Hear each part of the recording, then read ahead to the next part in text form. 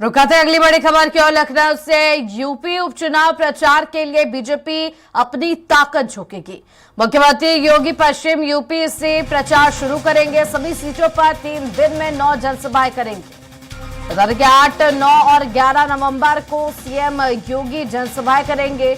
Deputy CM Keshav Prasad Maurya, Brajesh Pathak भी जनसभाएं करेंगे। 8 नवंबर को गाजियाबाद मीरापुर में सीएम की जनसभा है। 9 नवंबर को सीसामऊ, करहल और खैर में सीएम जनसभा करेंगे।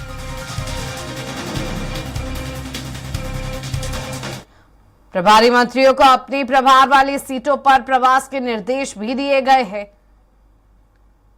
फूलपुर में मंत्री राकेश सचान, मंत्री दयाशंकर सिंह प्रवास करेंगे। बता रहे कि कटेहरी में स्वतंत्र देव सिंह, संजय निषाद, दयाशंकर मिश्र प्रचार करेंगे।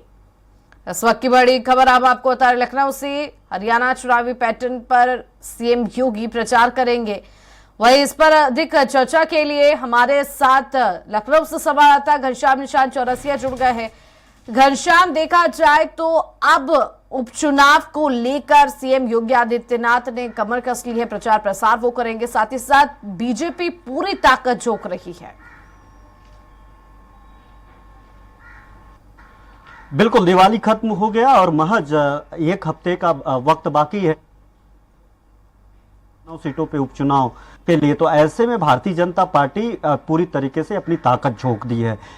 सिर्फ 8, 9 और 11 नवंबर को यानी 3 दिनों में 9 जनसभाएं खुद मुख्यमंत्री योगी आदित्यनाथ करेंगे। पश्चिमी उत्तर प्रदेश से यह जनसभा उनका शुरू होगा। इसके पहले मुख्यमंत्री योगी आदित्यनाथ ने बैठक में सबको निर्देश दे दिया था और फिर से आज एक और जो है मैसेज कन्वे किया है कि जितनी भी प्रभारी मंत्री हैं, एक सीटों पे 2 प्रभारी मंत्री, वहां पे 2 लोगों को प्रभार दिया गया है। ऐसे में वो लोग वहां पे प्रवास करें, वहीं पे रहें, वहां पे तैयारियों का जायजा ले, जनसभा की जरूरत पड़े तो जनसभा करे, लोगों से मुखातिब होने की जरूरत पड़े तो मुखातिब हो। उसको लेकर के भी जो प्रभारी मंत्री हैं, प्रभारी जो वहां पे नेता हैं, उनको, उन सभी प्रभारियों को भी वहां पे रहने यानी तैनात होने की जिम्मेवारी मुख्यमंत्री योगी आदित्यनाथ ने ताकीद कर दी है और कह दिया है कि आपको वहीं पे रहना है। खुद मुख्यमंत्री योगी आदित्यनाथ लगातार जो है अब इस उपचुनाव के लिए लोगों के बीच में होंगे, संवाद करने की कोशिश करेंगे। उसी तरीके से संवाद जिस तरीके से हरियाणा में उन्होंने किया, हरियाणा के 14 सीटों पे उन्होंने चुनाव प्रचार किया और वहां का परिणाम जो रहा वो भारतीय जनता पार्टी के खेमे में रहा। जहां जहां पर भी मुख्यमंत्री योगी आदित्यनाथ की जनसभाएं लगी, उन जनसभाओं में जो जीत का स्ट्राइक रेट रहा वो काफी मुफीद रहा भारतीय जनता पार्टी के लिए। पूरे 14 सीटों पे उन्होंने चुनाव प्रचार किया, 1 सीटों पे 1 बार से ज्यादा उन्होंने जनसभाएं की और नतीजा ये रहा कि 14 सीटों में अगर सिर्फ 5 सीटें छोड़ दिया जाए तो पूरे 9 सीटों पे उन्होंने जीत हासिल की। यानी उनका स्ट्राइक रेट 75%, 80% से ज्यादा रहा। ऐसे में जो पैटर्न उनका रहा, जो उनकी नारेबाजी रही, जो उन्होंने एक एजेंडा सेट किया, बटेंगे तो कटेंगे, सबसे पहले नारा उन्होंने हरियाणा में ही दिया था। वो हरियाणा के जरिए फिर महाराष्ट्र के जरिए पूरे देश भर में, और अब नतीजा यह है कि उपचुनाव में, उत्तर प्रदेश के उपचुनाव में यही नारा जो है मुद्दा बना हुआ है। लगातार इस मुद्दे को लेकर के, इस नारे को लेकर के पोस्टर वार जारी है, पोस्टर वार छिड़ा हुआ है।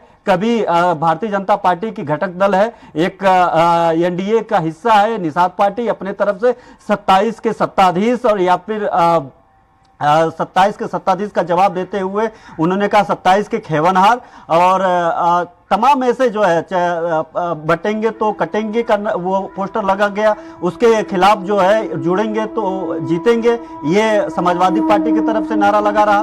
तो अगर ओवरऑल देखा जाए तो उसी बयान के बाद जो हरियाणा में मुख्यमंत्री योगी आदित्यनाथ ने बटेंगे तो कटेंगे, एक रहेंगे तो नेक रहेंगे का नारा देकर के एजेंडा सेट करते हुए ध्रुवीकरण की राजनीति शुरू की और उसका फायदा भी भारतीय जनता पार्टी को मिला। अब उसी पैटर्न पे उत्तर प्रदेश के इन 9 सीटों पे होने वाले चुनाव में वह यही एजेंडा सेट करेंगे, लोगों से संवाद करेंगे और उसी पैटर्न पे चुनाव प्रचार करेंगे जिस पैटर्न पे उन्होंने हरियाणा में किया। क्योंकि हरियाणा में तीसरी बार सरकार बनी, पूरे अगर देखा जाए तो 90 सीटों पे चुनाव हुआ हरियाणा में, 48 सीटों के साथ एक बंपर जीत के साथ उन्होंने तीसरी बार वहां पे सरकार बनाने में कामयाब रहे। कांग्रेस 10 साल का सूखा भी खत्म नहीं कर पाई। अब ये जो जीत मिली है तीसरा पैटर्न को लेकर के, सिर्फ वही देखा जाए तो उसी पैटर्न पे अब ये उपचुनाव, और ये उपचुनाव अगर सफल रहा तो ठीक उसी प्रकार से उसी पैटर्न पे आगामी 2027 की भी तैयारी भारतीय जनता पार्टी कर रही है। इसीलिए जो ये 9 सीटों पे विधानसभा उपचुनाव होने जा रहा है उस पे कोई भी कोर कसर छोड़ने के लिए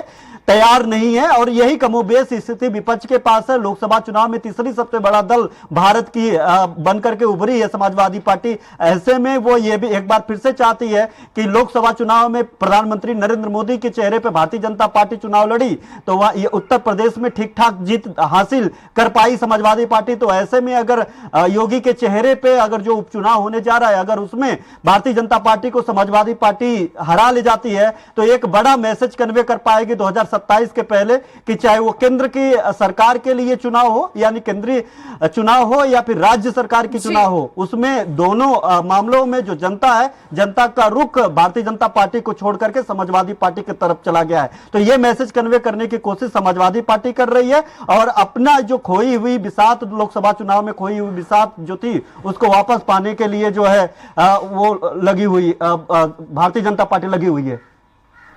जी शुक्रिया घनश्याम, तमाम जानकारी के लिए। आपको बता दें कि उपचुनाव को लेकर देखा जाए तो मुख्यमंत्री योगी आदित्यनाथ अब खुद प्रचार प्रसार करेंगे, जनता से संवाद करेंगे।